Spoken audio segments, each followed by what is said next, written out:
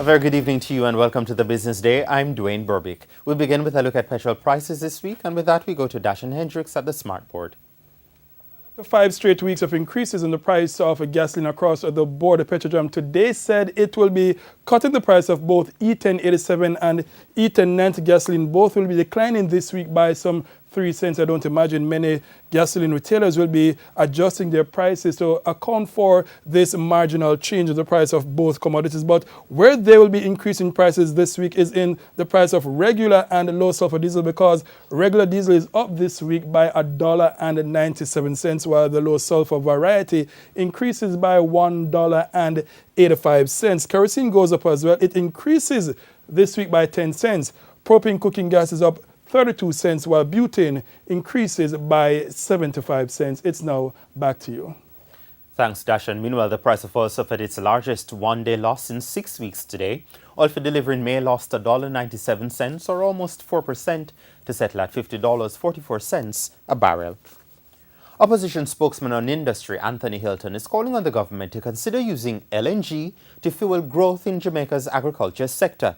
Speaking in the sectoral debate on Tuesday, Mr. Hilton said LNG could be used to cool farm produce at rates cheaper than electricity to reduce post-harvest losses for farmers whose produce often spoil before it goes to market.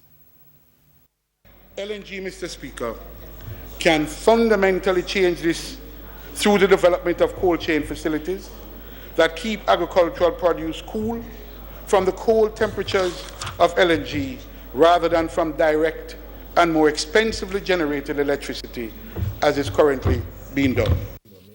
He also said it could be applied to the pharmaceutical industry, which needs its products to be kept cool.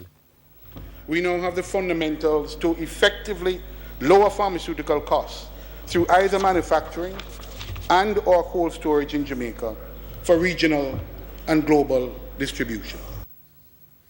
Currency trading ended today with the US dollar selling for $128.96.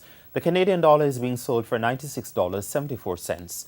The pound costs $163.65, while the euro will be selling for $140.11.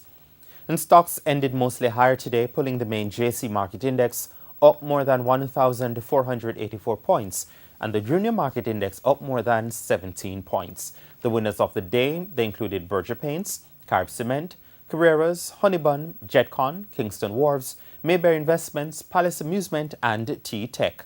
On the losing end were 138 Student Living, Cargo Handlers, Jamaica Brawlers, the KLE Group, Kingston Properties, Radio Jamaica, and Supreme Ventures. And that's the Business Day. I'm Dwayne Burbick. Good evening.